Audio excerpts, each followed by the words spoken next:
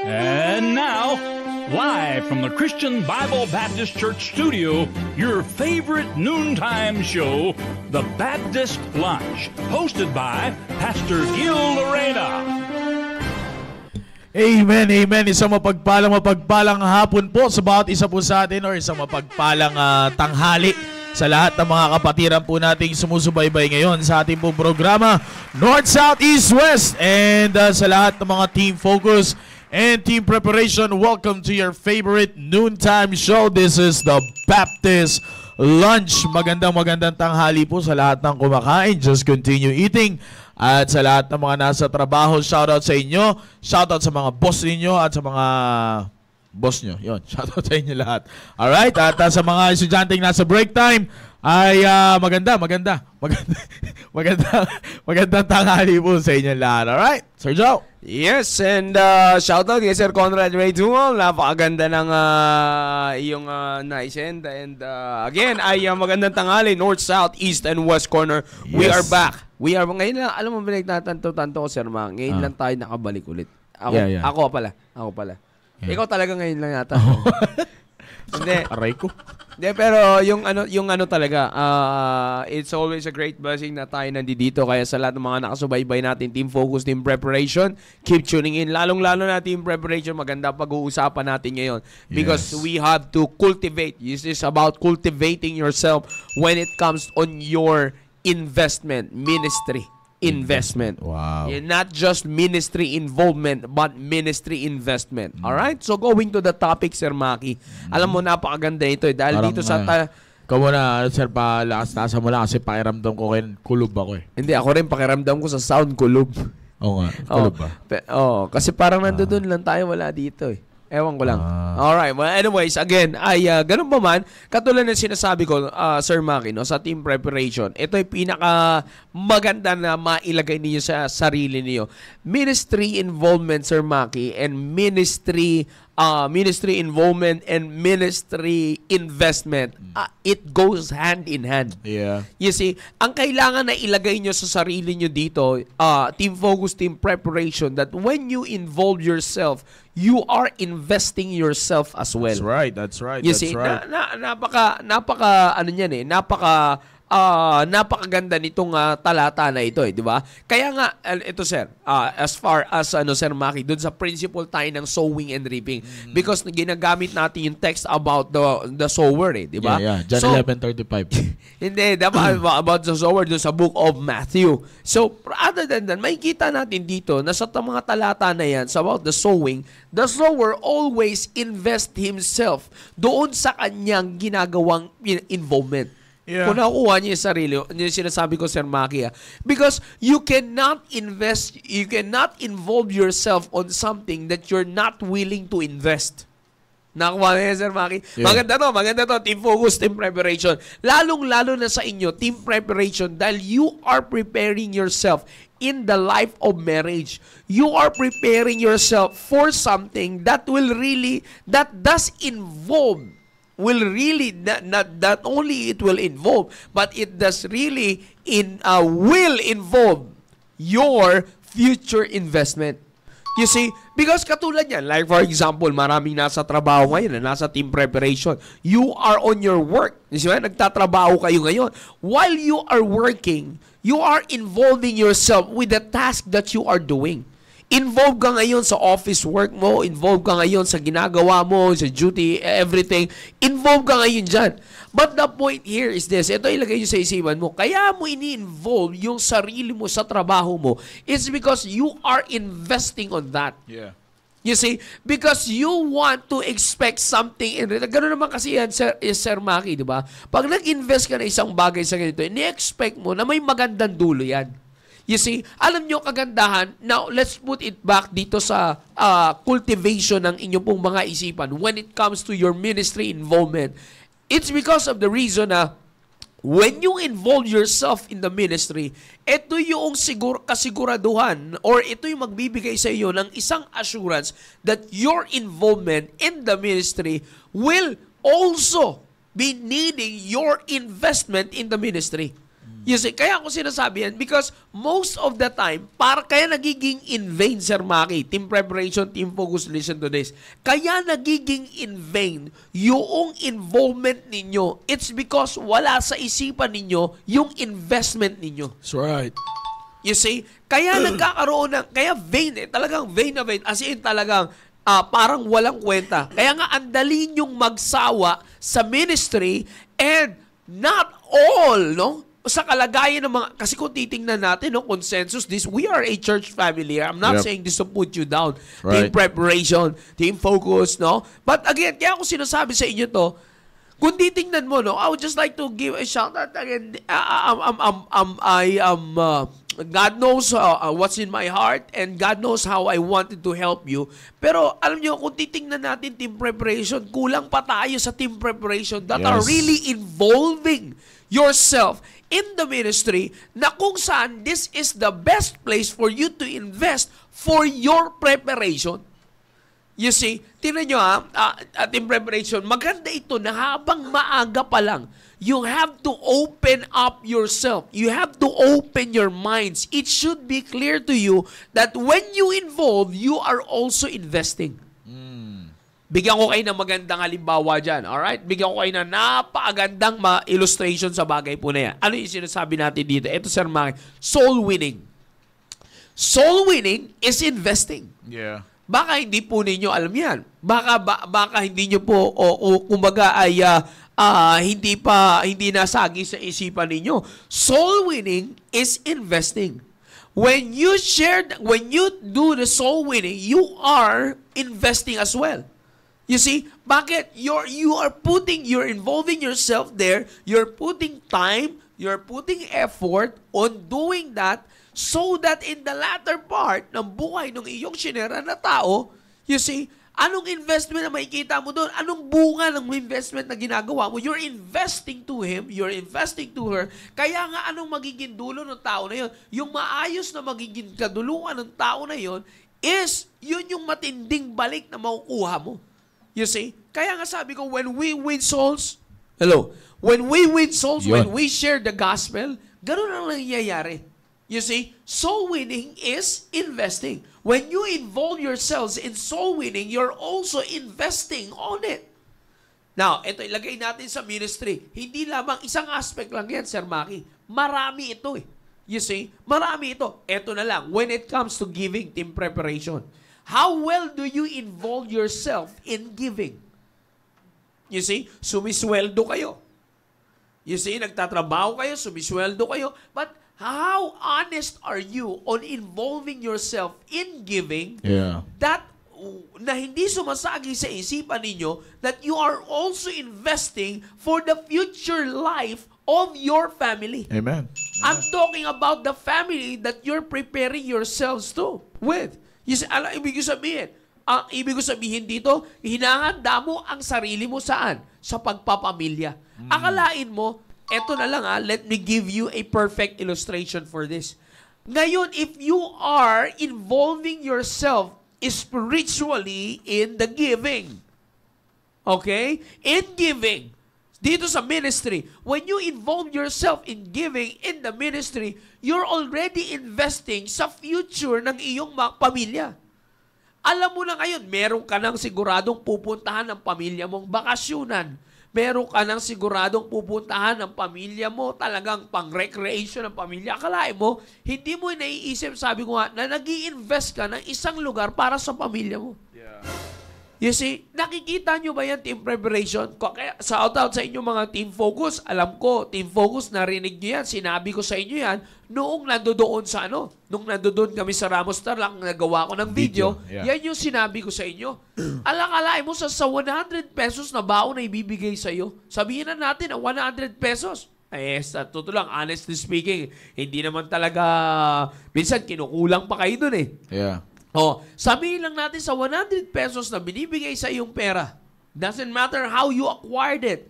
You see? But sa 100 pesos na yan, yung 10 pisong tithes mo, at sasamahan mo, sabihin na natin you just equivalent it with the same amount na 10 piso na offering mo. Akalain mo for your 20 pesos involvement in giving, hindi mo naiisip na meron ka ng ini-invest para sa kalalagyan ng future son, Right. ng future daughter, ng future family mo. Bakit? Sana, akalain mo, nakakapagpatayo ka ng ranch? Hindi nyo nakikita yan. Sinabi ko sa inyo yan, Team Focus, akalain nyo yan. Ngayon, nai-enjoy nyo na. Ngayon lang, wala pa naman kayo sa pag-prepare sa pamilya ninyo, technically speaking. O ngayon pa lamang sa inyo, akalain nyo, nakakapagtayo ka ng sarili mong covered court? Nakakapag-involve ka, nakakapag-invest ka sa sarili mong covered court? Sa sarili mong ranch? Sa sarili mong recreational area? You see? Ganyan yung ginagawa mo, Team Focus. And also now, I'm talking to you, Team Preparation, the same thing that when you involve yourself in the ministry, you're also investing for the future of soon-to-be family. Amen. Akalain nyo po yan. Yan yung ilagay nyo sa isipan ninyo. Because sabi ko nga, whether we accept it or not, Team Preparation, nakasentro na kayo sa preparation, sa technical preparations. You see? The technical preparations and hindi nyo na, sabihin na natin na, hindi ito yung point para wala tayong takas. Hindi na pa-priority, Sir Manny. Hindi nyo na pa-priority yung investment ninyo for the spiritual life that will give sure benefits for your family. Right. You see? Akalain nyo, ito mo, ilagay nyo sa, maging wise kayo, tinan nyo, sa mga may mga business background po dyan, alam nyo yung sinasabi ko. Okay? Hindi kayo basta maglalagay ng pera sa alam nyo, hindi kayo sigurado sa magiging benefits yan sa inyo. When you invest money, you're experiencing that you are expecting that you will experience ay talagang magandang benefits. Not only for yourself, but even for your family. Ito po, pinipresent ko ngayon sa inyo. The ministry itself. You see, ilang beses tayo nakakapakirinig sa attitude of giving. Sabi ko nga sa inyo yung reputational blessing na ibibigay sa atin ng giving if we involve ourselves spiritually, biblically, in giving of tithes and offerings. You see, in everything that we give in the ministry. You see, ay mga kapatid, it can give us a much better reputation. Yan ang magpapakilala sa atin kung gaano natin pinagkakatiwalaan yung Diyos na nangangalaga sa buhay po natin. You see that? Binigay ko po sa inyo last Sunday school po natin. Ngayon, ito na nga po, binabanggit ko po sa inyo ngayon. Ito po dinadala ko sa inyo ngayon. Lalo na sa inyo, Team Preparation. Young people, kayo yung nandito Team Focus, Team Preparation. Team Preparation, you have to cultivate your mind on this matter so that itong mga Team Focus na nakasunod din sa inyo will see to it na, oy, nagawa ng Team Preparation Doon din ako papunta. Right. You see, ito, kidding aside, no? Walang dito, halong no malice. Let's say, no malice. Pero nakakaya naman, Team Prep, kung mas involved and invested pa yung Team Focus kesa sa inyo pagdating sa bagay na to. Yeah, that's right. That's a shame. Good point. You see, no malice aside, but that's a shame. Akalain nyo, mas napapriority ng mas mga nakakabata sa inyo. Sa edad, yung pang-spiritual investment kesa sa inyo. Na supposedly, you're the ones to be doing that. It's because you're preparing yourself for your family. Your own family. You see? Pero tinan nyo, kung titingnan natin ang maigi, nakakapag-commit kayo sa mga bagay na kung saan wala namang kinalaman sa makakatulong sa pag-invest ninyo ng siguradong investment. You see? Para sa future ng pamilya mo. Na kaya ko sinasabi sa inyo, it's because, again, inuulit ko para sa bawat bawat isa sa inyo. No? Ilagay nyo sa isipan nyo ito, Team Focus, Team Preparation. Again, hindi ba pwede that you're involving yourself and at the same time, hindi ka invested. No. When you involve yourself, it should be clear in your mind that you are also investing. Involving is investing. Kaya sabi ko nga sa inyo, Team Preparation, Team Focus, vain yung involvement ninyo sa ministry, it's because hindi sumagi sa isipan nyo that you are also investing when you are involving. That's the main problem. That's the main issue. Kaya ako sinasabi sa inyo, it's because of the reason na magandang maging maliwanag sa habang kayo'y nandiyan pa sa status na yan. Yeah.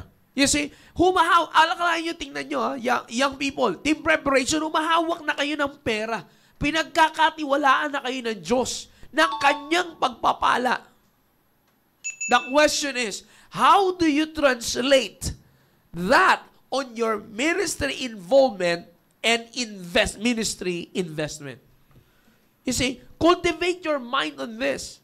Alam nyo, mahirap kasi kapag ka magpi-prepare ka, you're preparing for the technical issues of your life ngayon. Walang masama dyan. I'm not saying it's wrong. But what's wrong is that when you prioritize on involving yourself on the technical preparation rather than the spiritual preparation, rather than eternal, the things that has eternal value that will give you a much better investment for your future benefits. Good. Amen. You see, for your future benefits. Sabi ko nga sa inyo, ilagay nyo sa isipan nyo ito. Team preparation, hindi biro ang bagay na ito. Pag ngayon nakasanayan nyo na, naka-set apart ang involvement sa investment mo, pagka magkahiwalay pa yan hanggang ngayon sa oras, sa punto ng buhay mo, pagka magkahiwalay yung bagay na yan, I'm telling you, you will have a hard time. Tandaan mo, isa ka pa lang ngayon. Yeah. Kung financial matters lang, pag-uusapan natin, isa ka pa lang. Pag nag-asawa ka, dalawa na kayo. Gusto ko yung testimony ni Ma'am Bell doon sa ating sa New Couples. Sa New Couple, New Testament Couples. Napakaganda. Shoutout kay Ma'am Bell, Sir Edward Rabino. Amen. You see, ang ganda nung niya. Talagang hindi niya pa kaya nung una, spiritually speaking, hindi pa siya ganun ka-matured na tanggapin. Na pagsamahin ang kanilang pera. It's because mas marami siyang pera kaysa kay Sir Edward. Yeah. Right. You see, but yet she submitted to the will of God. Amen. Nag-submit siya sa will ng Diyos, nag-submit siya sa inuutos ng Diyos na papel niya sa kanilang magsasama. They're more blessed. Yeah. You see, kaya ko sinasabi yan, pinagpala sila ng Panginoon. Ngayon, kung titingnan pa natin, gusto ko pa yung tayo na sinabi niya noon na talagang it takes time. You see? Pero sabi ko nga sa inyo, kasi nasanay siya nung dalaga siya, isa pa lang siya, mayroon na siyang na-invest for herself. Amen. You see that? Pero katulad na sinasabi ko, ang pinapakita ko lang dito is that iba pang ikaw pa lang. Eto na, excited ka para sa mga bagay na yan. Invested ka masyado. You involve yourself on investing on the technical preparations of your family, soon-to-be family. Isa ka pa lang, ngayon. Pag pumangalawa ka na, iba na naman ang ikot niyan. Lalo na pag pumangatlo na, kasama na yung magiging panganay ninyo o magiging anak ninyo. Pag tumatlo na, pag umapat na, nadagdagan na kayo, nagkaroon na ng anak, nagkaroon ka na ng asawa, nagkaroon ka na anak. Ngayon, pag hindi nyo nakasanayan, ngayon, to involve yourself, that your involvement in the ministry, your involvement in giving, is di mo nakasinayan na that's also investment in the ministry and investment in giving in the ministry for the future of your family. Pag di mo nakasanayan niya yun, believe me, mahihirapan ka pag may asawa ka na, mahihirapan ka lalo pag nagkaanak ka na. Bakit? Karagdagan na yan eh. You see? Na soon to be, supposedly, dapat ma-enjoy mo yung soon to be family mo. Para ma-enjoy mo yon, start investing ngayon sa eternal value. Amen. Para ma-enjoy mo yung susunod na tatahakin mong buhay na pinaghahandaan mo ngayon. Paano mo ma-enjoy yan? Okay, ito yan eh. Paano ma-enjoy itong family? Mag-invest ka dito. Amen. Team preparation, listen to this. Team focus, listen to this. Para mag-enjoy ka dito sa pinapaghahandaan mong pamilya mo, i-involve mo yung sarili mo dito at i-invest mo yung sarili mo dito sa bagay na may eternal value. Kaya nga take note, eternal. Kaya eternal, aabot yan hanggang doon sa magiging pamilya mo na pinaghahandaan mo ngayon. Kaya nga, anumang pinag-involvean mo dito, aapekto yan dito. Anumang investment mo dito, mas lalong makaka-apekto dito. Illustration ko sa inyo kanina. Tingnan nyo na lang. Mag-involve ka dito ngayon. Involve ka dito sa eternal value, in the ministry. You involve in the giving. Nagbibigay ka ngayon sa gawain ng Panginoon. Nag-i-invest ka. You involve yourself by investing yourself sa ministry. Paano ngayon maapektuhan to? Akalain mo yung pamilya mo. Sabi ko nga sa inyo kanina, may bububong na rancho. Akalain mo yung pamilya mo, may sigurado ka ng pupuntahan. Safe haven na pupuntahan na kung saan, ano yun? Pupuntahan na kung saan yung mga bagay, no? Ilagay nyo sa isipan nyo ito, yung mga bagay na alam mong safe yung pamilya mo sa kasalanan. Paano safe sa kasalanan? Wala silang makikitang naglalakad-lakad na naka-modest apparel. Wala silang makikita na bakasyonan sa isang bakasyon sa lugar na yan. Hindi sila parang pupunta sa isang resort na may nagiinuman. You see? May nagbi-video okay, may nagkakantahan, pwede siguro. Pero ibig sabihin ko, in a video okay way, hindi ganon. You see? Oh, maliban dyan, mga kapatid, lalo-lalo na hindi ka makakita ng mga company, ng mga tao na kung saan makikita mo yung anak mo na expose. Bakit may ganyan yan? Kala ko ba lalaki at babae lang nilikhahan ng Panginoon sa Genesis time? Bakit meron ditong kakaibang nilalang? You see? So, kaya ako sinasabi sa inyo yan, ilagay nyo sa isipan nito. Alright? Always put this in mind, young people. Team focus and most of all kayong mga team preparation. Take this matter seriously. Hindi biro ito because darating sa point ng buhay mo, matindi ang gagawin mong adjustment. Later on, magkakaroon ka ng problema. Later on, makikita mo na lang sarili mo, hindi ka na involved. At kita natin mga kapatid, maaaring involved ka, but the question is, how well are you invested?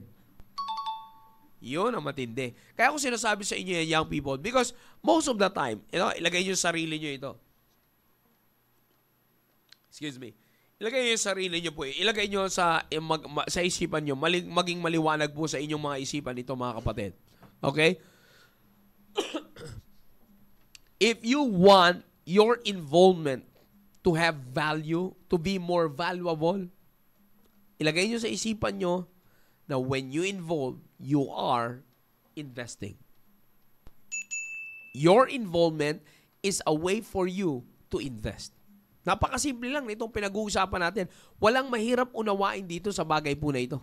You see, alam mo, pag pinag-usapan natin yung bagay na ito, young people, team focus, ilagay nyo sa isipan nyo palagi, team focus, team preparation, ito ay hindi natin pinag-uusapan para lamang sa presenteng kalagayan ninyo. Because we are paying attention to this, we are giving more attention to this, para saan? Para sa mga susunod pa.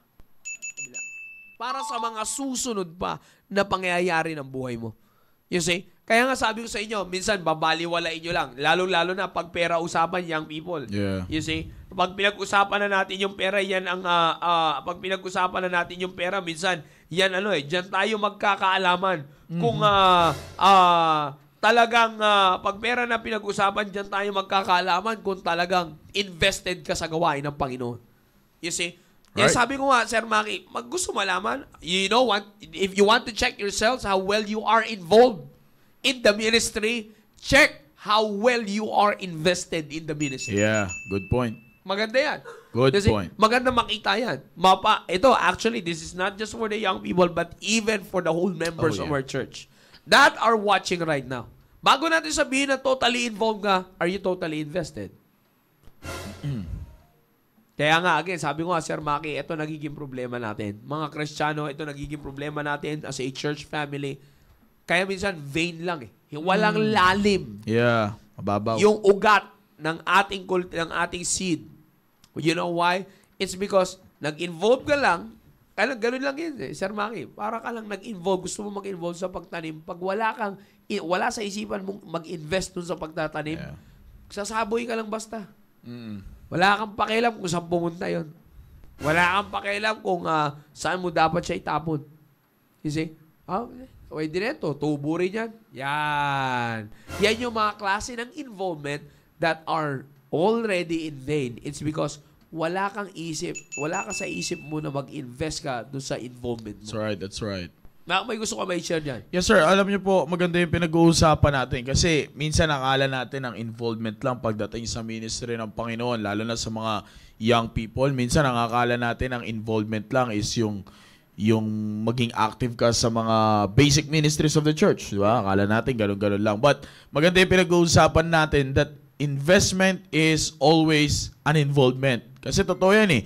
Unang-una, ano ba ang pinaka in-involved ng Diyos sa atin bilang isang tao? Unang-una sa lahat yung buhay niya, 'di ba? Kaya nga yun yung inuna ni Sir Joe. Alam nyo, maganda yung Sir Joe yung binabanggit mo kanina all about investment because tingin ko sir no, at I hope that everybody will agree with me, sa lahat ng mga young people, shout out sa inyo, that one thing na talagang nagcho-choke sa pag-i-involve at when it comes to investing sa gawain ng Panginoon, one thing that always chokes the young people, Sir Joe, is when it comes to money. Yeah, no? totoo yan. Alam niyo yan, young people, lumang tugtugin na yan. Kahit hindi lang yung mga Gen Z ngayon ang nakakaalam yan, kahit tayo mga millennials nakakaalam yan eh. Alam niyo kung bakit? Sapagkat masyado, ito yung mga ginamit, isa kung hindi natin mababantayan ito, ginagamit ito ng Diablo para mas ma-hold pa yung ating pagkukultivate sa ating sarili. Kasi tinan nyo, yung mga, ito nabanggit na to ni Sir Joe eh. Kasi mahalaga to eh. Kaya nga sa Bible may nakalagay na, for the love of money is the root of all evil. Di ba, young people? Now, bakit kasi nabanggit yan? Kasi dito sa ating ginagamit na text, in the book of Matthew chapter 13, dalawang parable actually yung makikita mo dito, sir, about sa sower. Di ba, sir? Yeah. Yung una, yung nasa good seed, yung isa naman, tinuruan ng Panginoon paano ihiwalay yung importante sa hindi importante. The tares and the wheat. If you know the passage, sa mga Sunday school teachers and sa mga Bible school students, di ba? Meron dito, makikita kayo, tinuruan ng Panginoon na pagdating sa harvest time, kasi normal yan eh. Pag tumubo ang wheat, nandiyan dyan yung tares. Pero kailangan mo malaman na hindi parehas yan importante. Alam nga naman kainin mo yung tares. Sige nga, pag kinain mo yung tares, believe na ako sa'yo. Kaya nga, ano sabi ng Panginoon? Tanggalin mo yung tares. Bakit? Kasi kapag hindi mo tinanggal yung tares, sa panahon ng harvest time, i-choke niya yung wheat. Yeah. At kapag yun ay na-choke, hindi mo magagamit yun. Hindi mo mapapakinabangan. Yun yung sinasabi ni Sir Joe, di ba? There are times that a lot of you, young people, especially sa inyo team preparation, who has established work, okay? Na sinasabi nyong good job, 'di ba? Na napupromote pa kayo, na nabibigyan kayo ng increase sa biyaya ng Panginoon, and you claim it that it is a blessing. But one thing that chokes that blessing is the tares. 'Di ba? Ngayon kung iisipin niyo, young people, kung iisipin niyo lang na maigi sa panahon ng investment niyo as the way of your involvement, gaya ng sinasabi ni Sir Joe, makikita mo, kaya pala minsan, choke ka sa pag-invest, it's because of the tares. Nakukuha ninyo? Kaya parang sinabi ko to, Sir Joe, sa first year ko una itong sinabi, and sinabi ko rin ito during the chapel hour, nabanggit ko to. Kasi, hindi naman in a bad sense, but sabi ko, by being a blessing to others, because others want to be a blessing sa inyo eh. Sabi ko nga, sa mga estudyante. Ngayon, paano ka rin magiging blessing sa naging blessing sa'yo? Now, you should think of that. Anong sabi ko ngayon? Parating na ang event natin, avoid unnecessary things na pwede mong paglagyan ng Bakit? Para maging blessing ka din doon sa mga kapwa mo. Ma-return mo yung blessing na ibinibigay sa'yo. Diba? Biblical principle. Team focus, team preparation. Ganun din. Sa atin, alam nyo naman yan, lalo na sa panahon ngayon, Sir Joe, dati sa panahon natin, yung bitawan ka ng 30 pesos, malaki na masyado Malaki na yun, sobrang yeah. Ngayon, pag binitawan mo ng 30 pesos, lalayasan ka eh. Diba? Lalo na sa nung panahon namin, pambira 30 pesos, pinakamalaki na yun. Ikaw na pinakamayaman sa school nun. Pag may 30 ka. 20 sa amin, 20. Pag may 100 ka, Panginoon ka na eh. Halos bilyonaryo ka na. Bilyonaryo ka na nun eh. Di ba? Lalo na ngayon, alam nyo naman, pambira ngayon, iba pa yun, daily allowance, sa weekly allowance eh. Yeah. Alam nyo yan. Iba pa yung kay tatay, iba yung kay nanay. Iba yung kay tatay, iba yung kay nanay. Iba pa yun sa mga lola at mga tita-tita. Yeah. Di ba? Alam niyo yan, team focus, team preparation, alam niyo rin yan. Now, what my point here is this. in order for us to return the blessing, kasi alam nyo naman yan binibless tayo ng Panginoon. Sabi nga ni Sir Joe kanina, yung blessing kasi natin masyado nakatuon sa physical. Yeah. Kailangan mo mag-invest sa eternal. But, one thing that chokes your eternal investment is the physical tares. The worldly tares na kung saan sabay tumubo pero hindi mo sinunod yung sinabi ng Panginoon na kailangan mo tanggalin. Sabi nga ng Panginoon, sunugin mo pa Yeah. You should burn it. Kasi kailangan mong patayin yung pinaka-root ng nagchuchoke na yun ngayon, para mapakinabangan mo yung blessing ng Panginoon, para mas lalo ka makapag-invest eternally, di ba? Sabi nga, hindi nyo nakikita. I'm telling you, pag kayo ay nakapunta sa Ramos, sa mga PSS students, sa mga members, sa mga magulang na kasama kayo ng mga estudyante, sa June 10 and 11, you will see the blessing of your investment. Yeah. Doon sa Ramos. Iba pag video, natutuwa na tayo. Pero iba pag ikaw mismo nakakita ng eternal investment na yan. Now, balik tayo sa ating pinag-uusapan. Team preparation. Baka nakakalimutan mo. Pinanalangin mo rin yan sa Panginoon. You ask God for it. God gave you that work. God gave you that blessing. Now, one thing para hindi yan ma-choke yung pag-i-invest mo as way of your involvement, para hindi yan ma-choke yung blessing na ibinigay sa'yo ng Panginoon, you should think kung paano mo tatanggalin yung mga worldly tares na nag-choke sa iyong spiritual, sa iyong eternal investment. Yeah. Doon sa eternal investment na yan, good job. Sa eternal investment na yan, merong nag-choke dyan Okay, ano ngayon? Sipin nyo, sa Team Focus, baka masyado ka nang sumasabay sa mga gadgets. Yeah. Baka masyado, sa team preparation, baka masyado kang sumasabay sa mga technical preparations na sinasabi nga kanina ni Sir Jao. Di ba?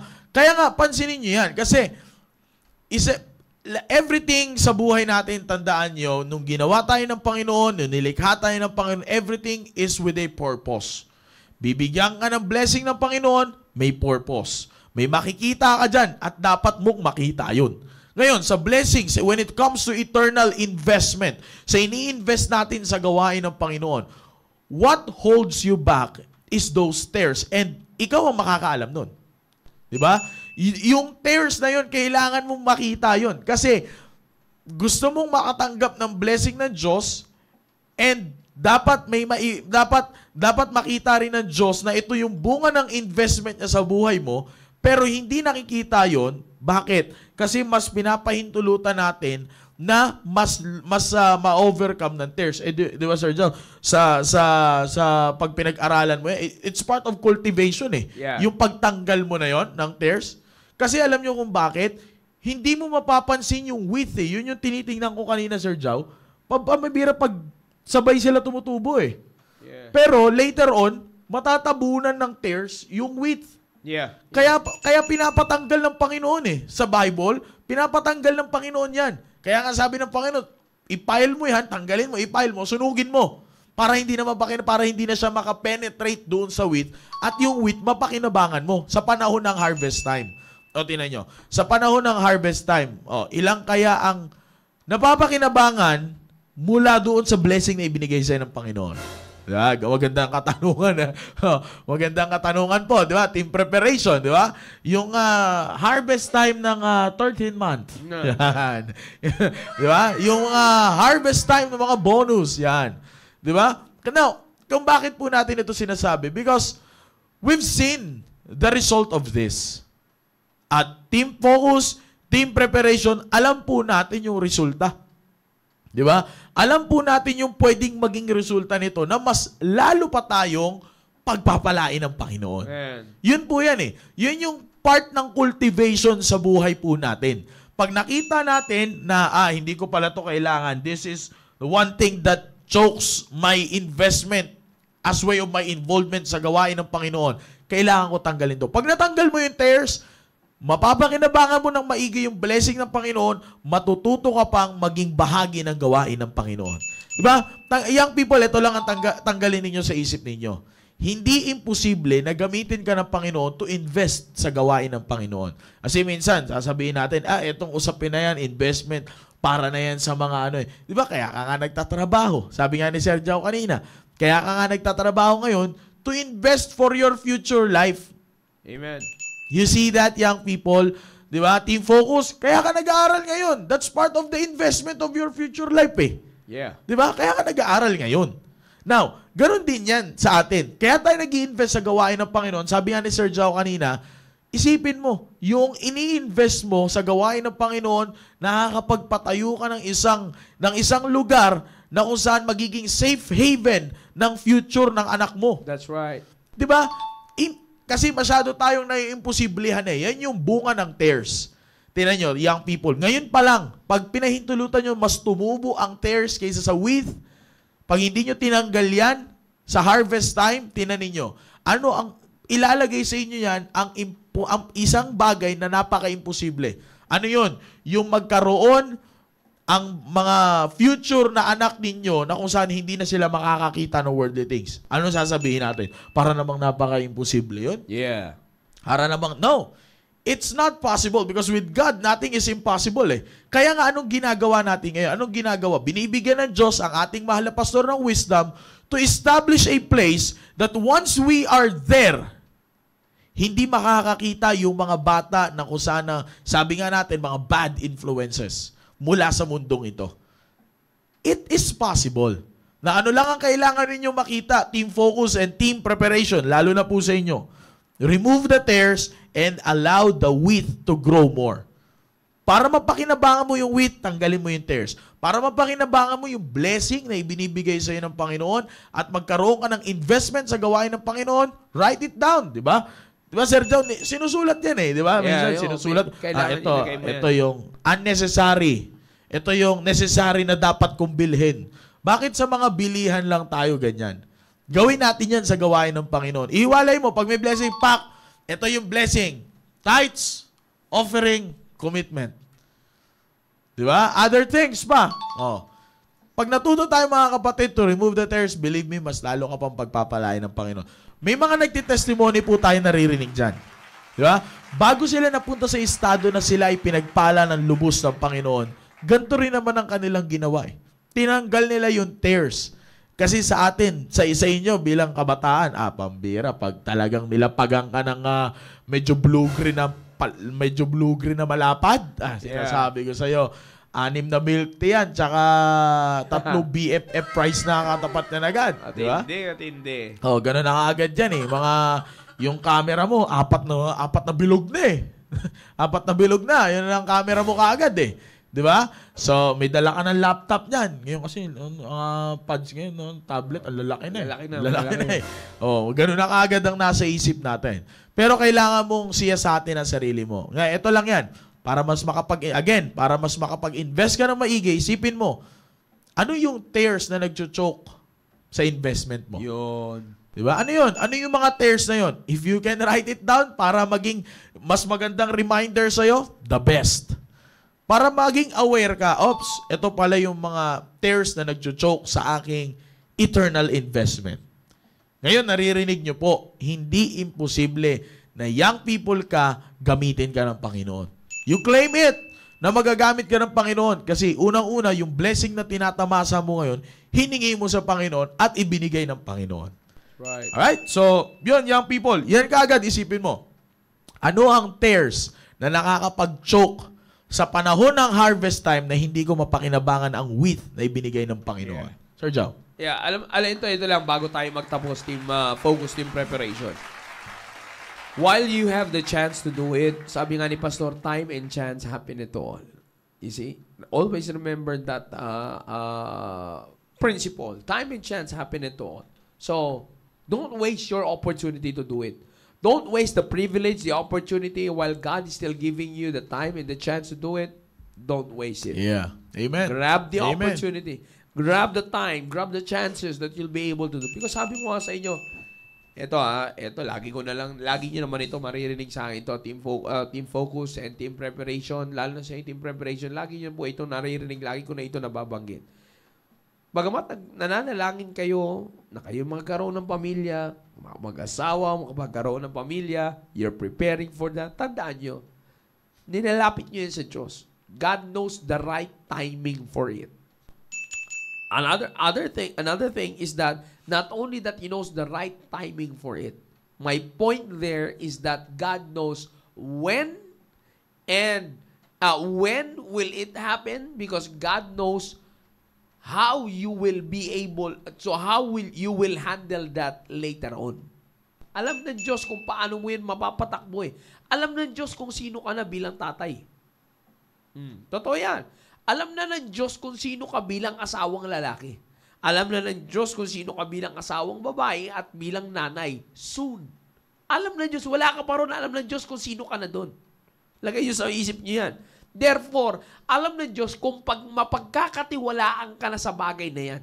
Yeah. God knows if He can already entrust you with a life of family. Amen. God knows if He can already entrust you. God is the one who knows if He can entrust you in the life of marriage. Right, that's right. Ang magandang i-consider nyo, team preparation, baka kaya hindi ka pa dinadala doon ng Panginoon. Because soon, more involvement are required. In the life of marriage, in the life of family, more involvement is required. More investment is required. You see, more investments are required, more involvements are required for your marriage and for your family soon. So kung alam ng Diyos na ngayon pa lang na ikaw mag-isa, vain yung involvement mo because you're not totally invested in what you're involving, or on where you're involving yourself, primarily in the ministry, primarily in the things which are with eternal value. Kung alam pa lang ng Diyos na ngayon, hindi ka pasanay at hindi mo sinasanay at hindi mo kinukultivate ang sarili mo sa bagay na ito. Now, ikaw ngayon ang mag-isip. Will you be fit doon sa pinaghahandaan mo? Worth it ba na patawirin ka ng Diyos doon? Worthy ka ba? Because marriage is a blessing if followed biblically. Marriage is a blessing. Family is a blessing. Worthy ka ba na tumawid doon sa buhay na yan? Because tandaan mo, you will be more involved dyan. Hindi ka lang pwede puro trabaho dyan pagka maging tatay ka. Lalo na pag ikaw babae na team preparation, hindi ka lang pumunta doon hindi ka na pwede pumunta doon sa buhay na yon na ikaw ay, biblically speaking, you should be a housewife. That's right. You see? Pero yun nga sinasabi ko, pag doon sa bagay na yan, alam na ngayon nga, kung sabihin kaya ngayon nga, hindi ka pa vain yung involvement mo because you cannot totally invest in the ministry. Paano pa kita patatawirin doon? Tama. Sabi ko sa inyo, Diyos ang nakakakilala sa inyo sa kabilang buhay na to. Sa susunod na buhay na to, Diyos ang nakakaalam sa inyo dyan. Kaya nga pag-igihin nyo ang cultivation nyo ngayon dito, that when you involve yourself, you will totally invest yourself para pagkatiwalaan ka ng Diyos sa susunod. Amen. Hindi birong bagay yan. Again, inuulit ko, hindi birong bagay ang pinag-uusapan natin ngayon. Team focus, team preparation. Alright? I hope ay dyan muna tayo tatapos. And I hope ay naging maliwanag po sa atin ang usapin po natin na ito. Alright? And it's always a great blessing na talagang yung reality ng buhay Kristiyano ang itinutulong sa inyo, young people, kung para mapatakbo nyo ng maayos at biblically, spiritually, and not emotionally ang inyong buhay Kristiyano. Amen. Napakalaking pagpapala nito. Alright? Amen. So dito muna tayo magwawakas. Muli maraming salamat sa lahat ng sumubaybay sa atin sa programa po natin ito. Yes, sir. To all our viewers nationwide and worldwide, and even to all the church family, CSI family, and to our viewers of North, South, East, and West corner. And also, wag niyo pong kalimutan, mamaya ang ating pong mga susunod pang programa, may mga area programs, area activities, and also sa ating pong Stay Alive program. Para sa inyo mamaya, Team Focus. Alright? Sino kaya ang grupong masusumpungan natin mamaya dito? Pinagpala ang grupong masusumpungan dito. Yes. Ayan, sinasabi ko. No? Kaya inuulit ko. No? See you. Prayerfully, you'll be able to enjoy Staying Alive program mamaya, Team Focus. And also, a big shout out to my eldest son, Daniel. Happy birthday. Happy birthday. Yan. And again, nakita ko si Pastor Hill kanina dito. Ay magandang hapon po sa inyo, Pastor Hill. Sir Maki. Maraming salamat po sa lahat ng mga kapatiran po natin sumubaybay ngayon, sa lahat ng mga nag-share ng link at nag-tag ng kanilang mga kaibigan at kaklase. No po, shout out sa inyo lahat. At patuloy po natin tangkilikin ang mga ganitong klaseng programa ng ating pong simbahan upang tayo po ay mas talo pang lumago. God bless you all, brethren!